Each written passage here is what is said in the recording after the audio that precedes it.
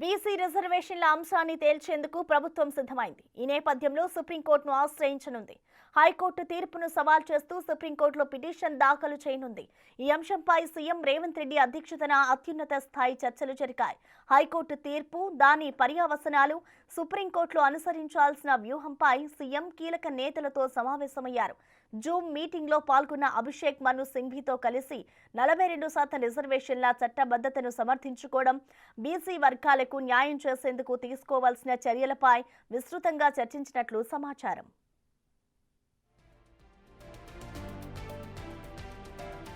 High court stay నేపథ్యంలో తదుపరి చట్టపరమైన చర్యలపై చర్చించారు. జీవో 9 అమలుకై సుప్రీంకోర్టుకు వెళ్లాలని నిర్ణయించుకున్నారు.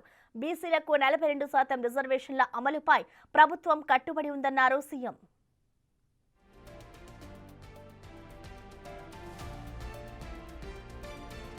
తెలంగాణ ప్రభుత్వం బీసీలకు 42% రిజర్వేషన్లు కల్పిస్తూ జారీ చేసిన జీవోను హైకోర్టు సస్పెండ్ చేసింది.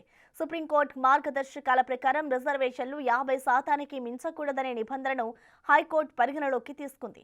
ఈ నేపథ్యంలో రిజర్వేషన్లు 50% మించకుండా స్థానిక ఎన్నికలకు ముందుకు వెళ్లొచ్చని హైకోర్టు స్పష్టం చేసింది. అయితే బీసీల హక్కులు, రాజకీయ ప్రాతినిధ్యాన్ని దృష్టిలో ఉంచుకొని ఈ తీర్పును సవాల్ చేయాలని ప్రభుత్వం సుప్రీంకోర్టుకు వెళ్లాలని నిర్ణయించింది.